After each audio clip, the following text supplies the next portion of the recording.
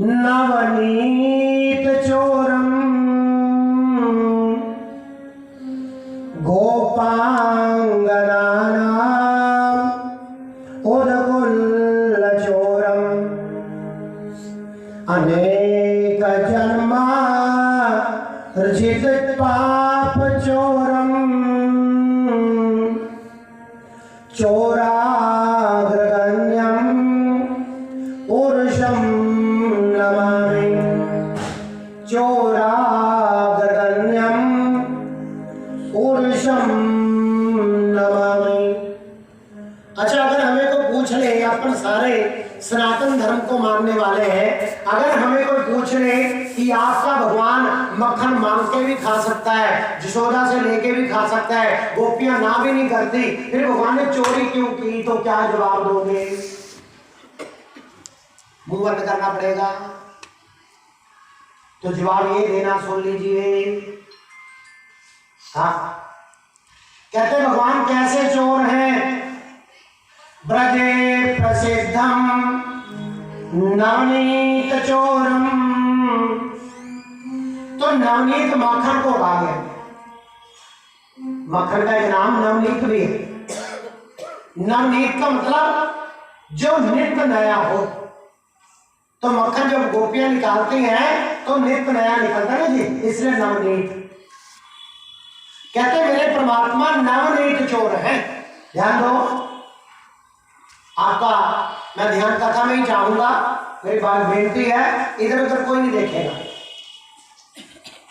नवनीत चोरम, तो नवनीत श्रीमान जी मक्खन को भी कहा और नवनीत मन को भी कहा। अच्छा, हमारा भी मन नित्य नया होता है कि नहीं? नित्य क्या, मिनट मिनट बाद नया। अब मन को ये चाहिए, मन को ये चाहिए, मन कभी किसी चीज को चलता है, कभी किसी चीज को चलता है, मन चलता ही रहता है, टिकता ही नहीं, इसलिए मन को भी नवनीत कहा। ठीक है। अच्छा, भगवान ने मक्खन की चोरी करके हमें क्या शिक्षा दी, सुन लो जरा सा। श्रीमान जी, जब दूध की दही बनती है और जब दही को मथा जाता है, ठीक है, तो उस मथने के बाद उसमें से मक्खन निकलता है और पुरुषोत्तम जी वो मक्खन देखने में कितना सुंदर लगता है। लगता है जी?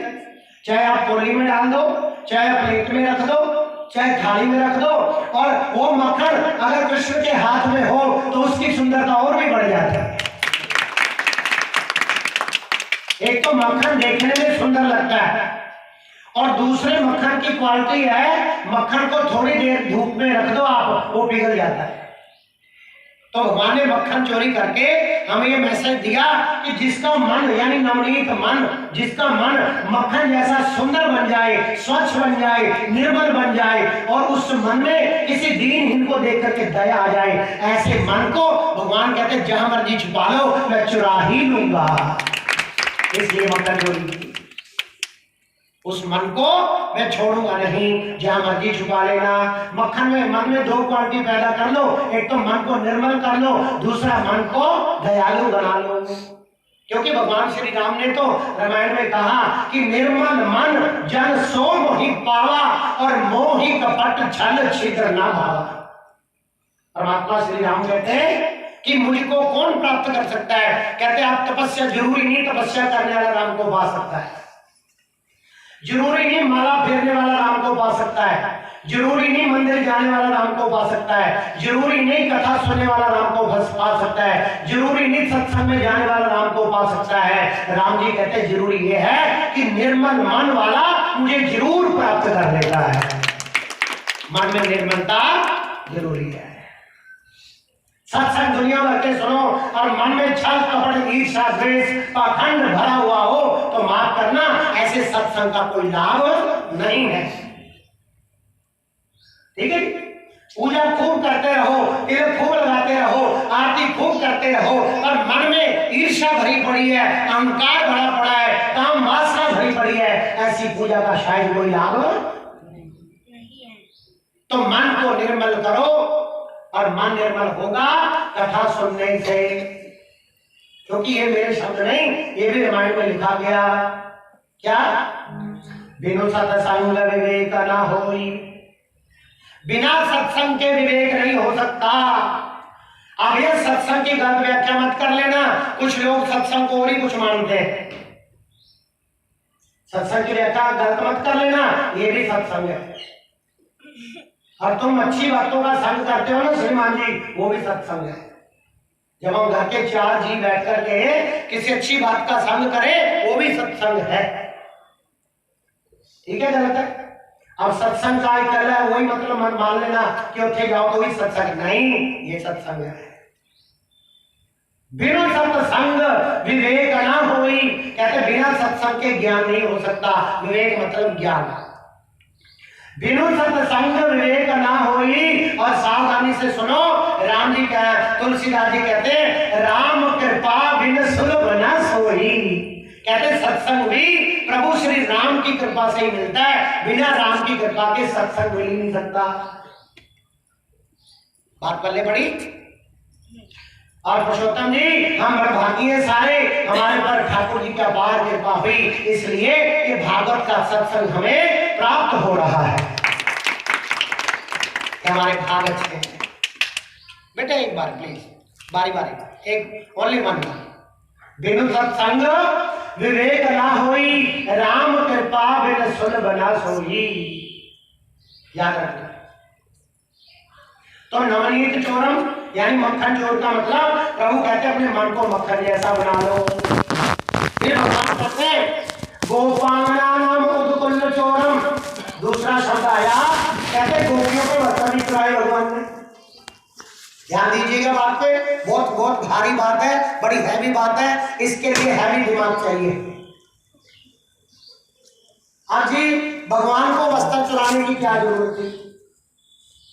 ध्यान दो जरा सा बात में, ये लीला रह गई थी, सुन लो। तो गोपांगना नाम उदकुल्ल चोरम, कहते भगवान ने वस्त्र भी चुराए। कौन से वस्त्र चुराई थी? ये वस्त्र नहीं, इन वस्त्रों की प्रभु के पास कमी नहीं है। महाराज नंद जी के पुत्र हैं, और नंद द्वापर युग का, महाराज गोकुल का, मथुरा का, वृंदावन का राजा था नंद, उसके घर में वस्त्रों की कमी हो सकती है जी? नहीं, भंडार भरे पड़े। तो भगवान ने कौन से वस्त्र चुराए? गोपियों के वासना रूपी वस्त्र चुराए। संस्कृत में वस्त्र को वसन भी कहते हैं। वासना रूपी वस्त्र चुराए। कहते जब तक तुम्हारे जीवन में वासना होगी, हम भगवान को प्राप्त नहीं कर सकते।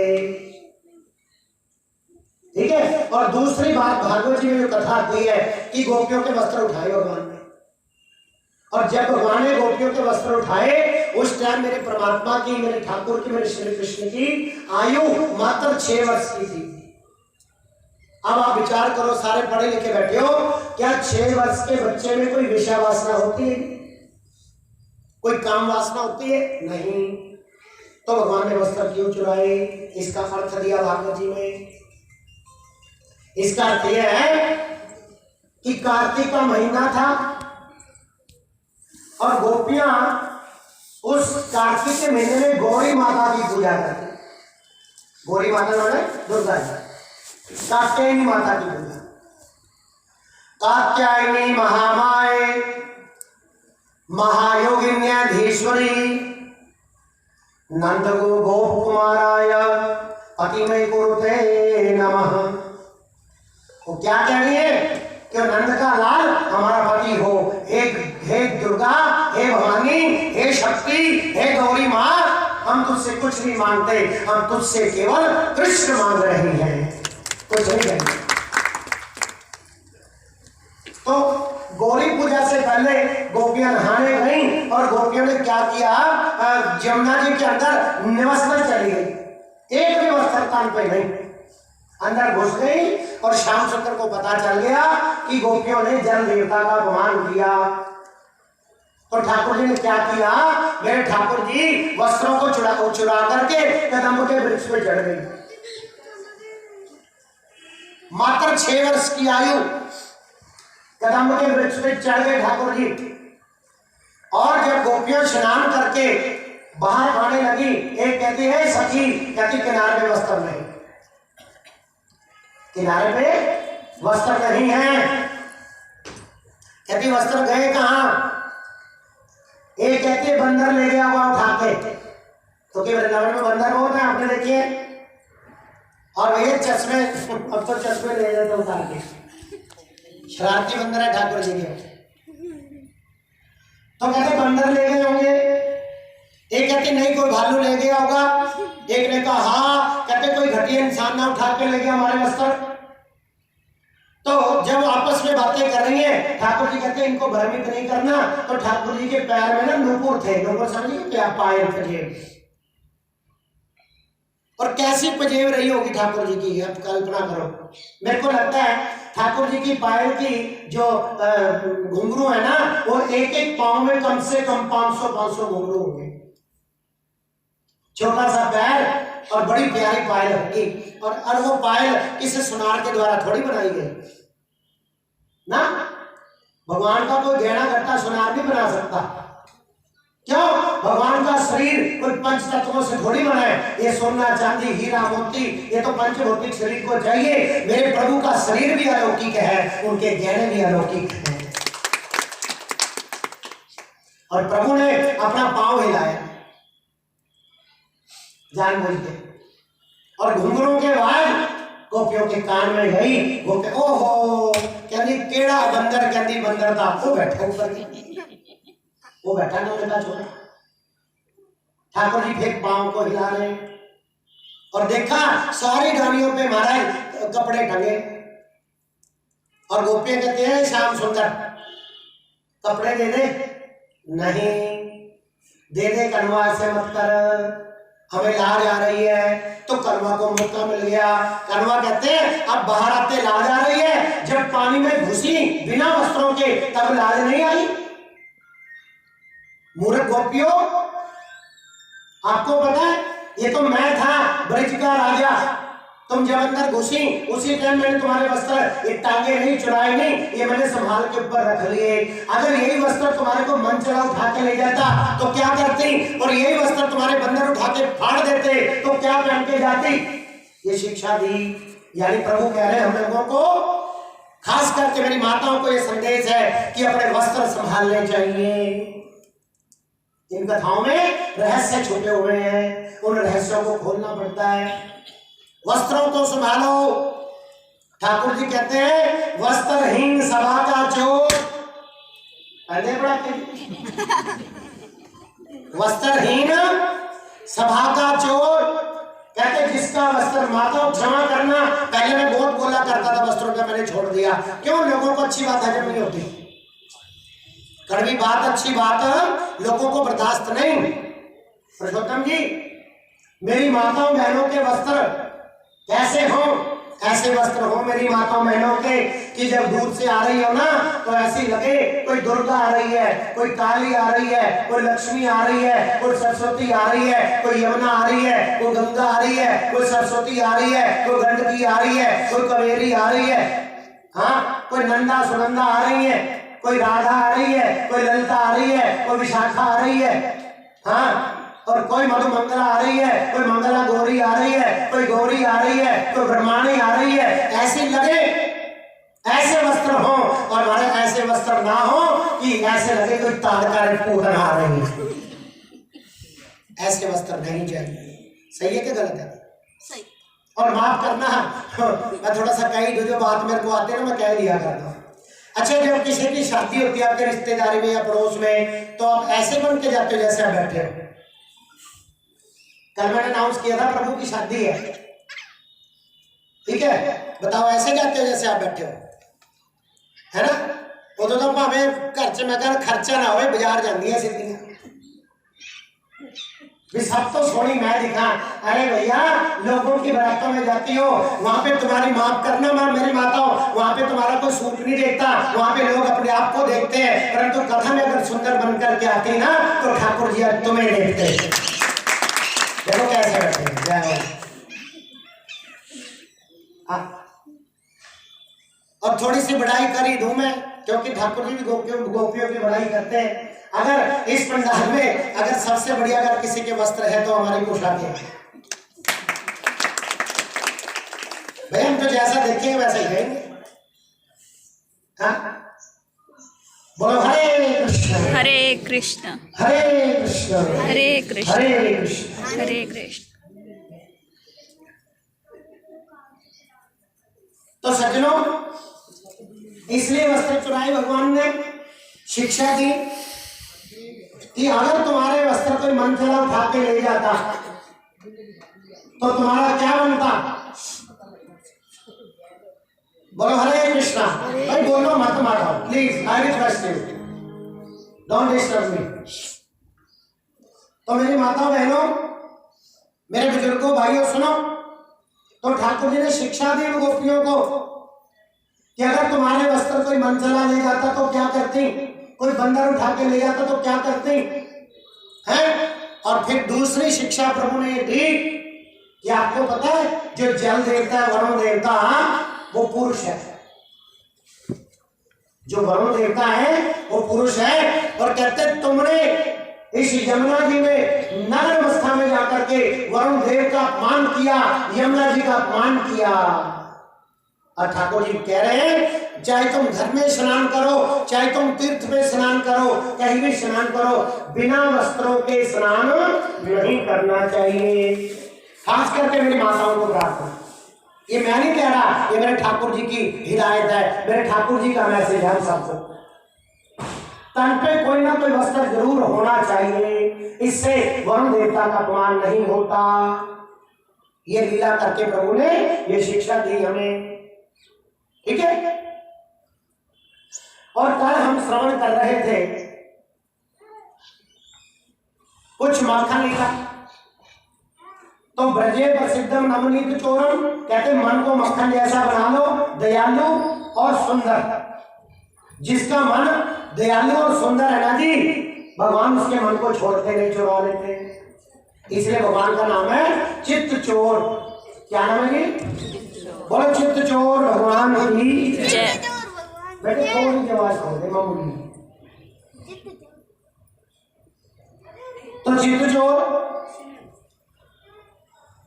और दूसरी बात, मेरे परमात्मा कहते हैं वासना रूपी वस्त्र चुरा लेते हैं, वासना नहीं रहने देते।